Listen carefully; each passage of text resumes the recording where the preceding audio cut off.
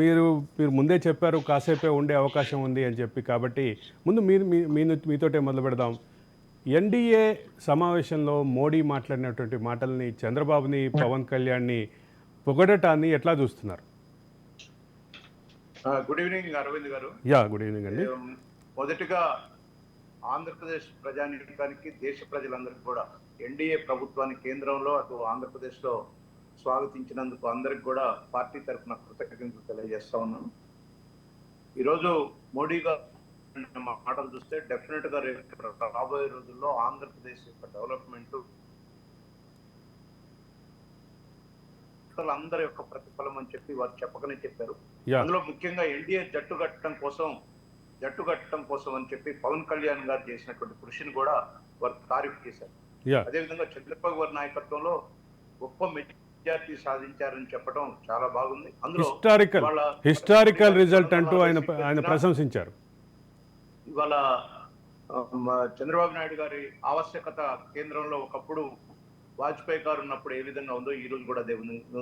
ఆ రోజు వాజ్పేయి గారి పీరియడ్ లో మేము ప్రభుత్వంలోకి పోకుండా బయట నుంచి సపోర్ట్ చేశాం. ఇవాళ ఖచ్చితంగా ఎన్డీఏగా పోటీ చేశాం కాబట్టి ప్రభుత్వంలో ఉండాల్సి వచ్చింది. కాబట్టి ప్రభుత్వంలో ఉన్నది కూడా దేశ ప్రజల కోసం, ఆంధ్రప్రదేశ్ ప్రజల కోసం, తెలుగు ప్రజల కోసం, ఈవెన్ తెలంగాణ ప్రజలకు కూడా కావాల్సినటువంటి విషయాలు ఎన్డీఏ ద్వారా మాకున్నటువంటి బలంతో పార్లమెంట్ లో ఖచ్చితంగా తెలంగాణ ప్రజల గురించి కూడా మేము తప్పకుండా మాట్లాడుకుంటాం. మీరు ఆలోచించారు, గతంలో మేము ముగ్గురు ఎంపీలు ఉన్నప్పుడు కూడా తెలంగాణ ప్రాంతంలో నీటి వాటాలు వచ్చినప్పుడు ఖచ్చితంగా దాన్ని పరిష్కరించమని చెప్పి దేశంలో ఎన్డీఏ అనేది మూడోసారి ప్రభుత్వం వచ్చినప్పుడు సుస్థిర ప్రభుత్వం, దేశాన్ని పురోగతి చేయడానికి. ఎందుకంటే ఒక విజన్ ఉన్న లీడర్, నిజంగా చంద్రబాబు నాయుడు గారు వారు చెప్పినారు, లీడర్ నాయకత్వం చేసే ఆయన పార్టీతో పాటు విజన్ కూడా ఉండాలి, దేశం మీద విజన్ కూడా ఉండాలి.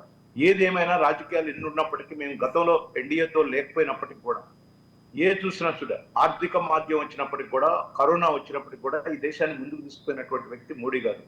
కాబట్టి వారి యొక్క దూరదృష్టి ఏదైతే ఉందో, చంద్రబాబు గారి దూరదృష్టి కూడా అట్లే ఉంటది. ఎకానమీలో కానీ, మారిటోరియంలో కానీ కొన్ని తీసుకోవాలంటే నిర్ణయాలు అడ్వాన్స్ గా, అంటే ఇప్పటికీ పరిపాలన కాకుండా భావితరాల కొరకు పరిపాలించే దాంట్లో మోడీ గారు కానీ, చంద్రబాబు నాయుడు గారు కానీ ఒకే రకంగా ఉన్నారు.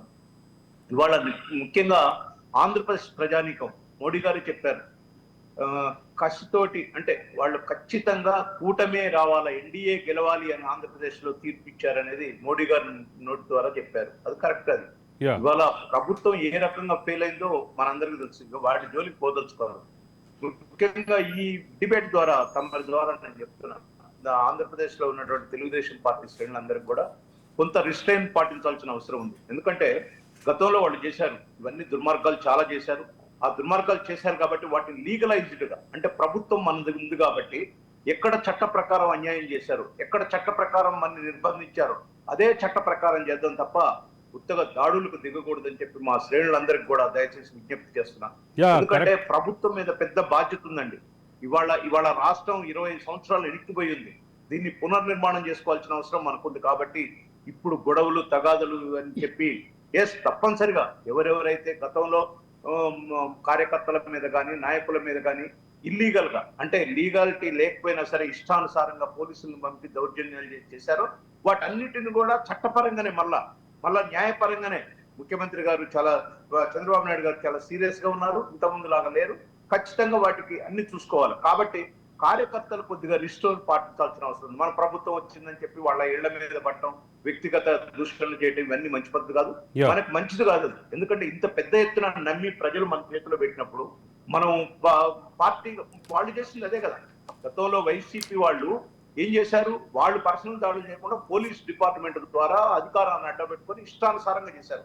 ఇప్పుడు మనం పర్సనల్ గా, వ్యక్తిగతంగా మనం పోకూడదండి.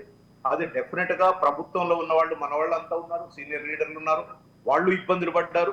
ఏ రకమైన ఇబ్బందులు పడ్డారో చాలా తెలుసు. కాబట్టి వారు కూడా ప్రభుత్వ పరంగా లీగాలిటీ తోటే ఎవరు ఎక్కడ ఏమేం చేశారో, చట్టానికి వ్యతిరేకంగా కేసులు ఎట్లా పెట్టారో అవన్నీ కూడా ప్రభుత్వం తప్పనిసరిగా చంద్రబాబు నాయుడు గారు అదే సందర్భంలో మోడీ నోట వస్తున్న ఎక్కడ కూడా కావాలని నేను దుర్గాప్రసాద్ గారు మొత్తానికి కూడా పిలిపిస్తాను. దుర్గాప్రసాద్ గారు, ఈ పరిస్థితిలో వైసీపీ పార్టీకి వాళ్ళు ఏంటంటే మనం ఒకటి చేస్తే మళ్ళీ 4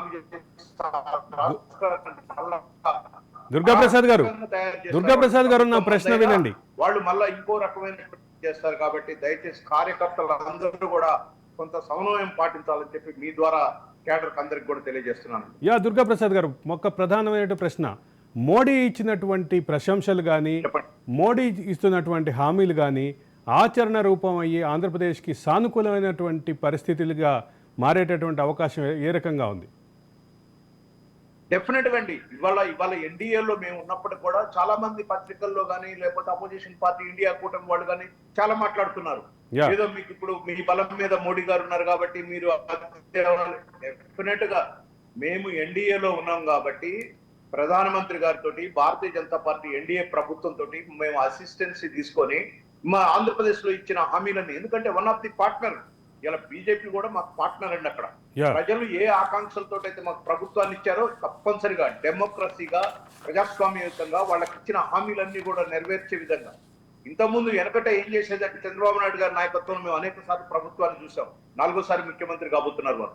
3 సార్లు ముఖ్యమంత్రిగా ఉన్నప్పుడు ఏం చేశారంటే ప్రభుత్వం యొక్క వచ్చిన ఆదాయాన్ని ఎంతో కొంత ఆదాయం సంపాదించినాక పెట్టాలని ఉంది. కానీ ఇవాళ ప్రజలు చాలా ఇబ్బందులు పడుతున్నారు కాబట్టి ఎప్పటికప్పుడు ప్రభుత్వ గ్రోత్ రేట్ వచ్చే దాని ప్రకారం దాన్ని సంక్షేమ పథకాలు ఇవ్వడానికి భారీ హామీలు ఇచ్చి అధికారంలోకి వచ్చినటువంటి తయారు చేసుకున్నాం. ప్రజలకు ఇచ్చిన హామీలన్నీ కూడా దుర్గాప్రసాద్ గారు, ఇవాళ మొత్తం రాష్ట్రాన్ని 11 లక్షల కోట్ల అప్పులు మాయం చేసి ఎక్కడ ఏముందో కూడా లేదు, మొత్తం వెతుక్కోవాలి. అయినా అమరావతిని రాజధానిగా తీర్చిదిద్ది ఏదైతే సెల్ఫ్ ఎంప్లాయిడ్ రాజధాని అంటున్నాం, ఫైనాన్షియల్ రాజధాని అంటున్నాం, దాన్ని మార్కెట్ రేట్ లాగా చేసి డెఫినెట్ గా దాని మీద వచ్చే ఆదాయాన్ని కూడా పేద ప్రజలకు పంచుకోవడానికి మేము సిద్ధంగా ఉన్నామండి. ఇవాళ దాంతో పాటు మేము ఎన్డీఏలో ఉండటం వల్ల కేంద్ర ప్రభుత్వం ద్వారా వచ్చేటువంటి అన్ని విభజన చట్టంలో ఉన్నటువంటి హామీలు ఏవైతే ఉన్నాయో, రైల్వే జోన్ కానీ లేకపోతే మిగతా ఇంకేమేమి ఉన్నాయో, స్పెషల్ మన వెనుకబడ్డ జిల్లాలకు ఇచ్చేటువంటి ఫండ్ కానీ లేకపోతే పోలవరం కంప్లీట్ చేయడం కానీ, మోడీ గారు కూడా ఇవాళ మాటల్లో చెప్పారు. ఖచ్చితంగా ఆ ప్రజలు ఎంతో నమ్మకంతో మన ఎన్డీఏకి ఇచ్చారు, మనం దాన్ని ఫుల్ఫిల్ చేయాలి, అందరూ కూడా కష్టపడాలి, దేశం కోసం కష్టపడాలన్నారు. మంచిగా మోడీ గారు మాట్లాడిన దాన్ని స్వాగతిస్తున్నాం. డెఫినెట్ గా ఎన్డీఏ ఆధ్వర్యంలో ఆంధ్రప్రదేశ్ రాష్ట్రం చాలా బాగుపడుతుందండి. ఆంధ్రప్రదేశ్ కాదు, తెలంగాణలో ఉన్న తెలుగు ప్రజల కోసం కూడా ఎన్డీఏలో ఉన్న తెలుగుదేశం పార్టీ తప్పనిసరిగా పార్లమెంట్ లో ఈ విషయాలన్నీ కూడా లేవనెత్తామండి.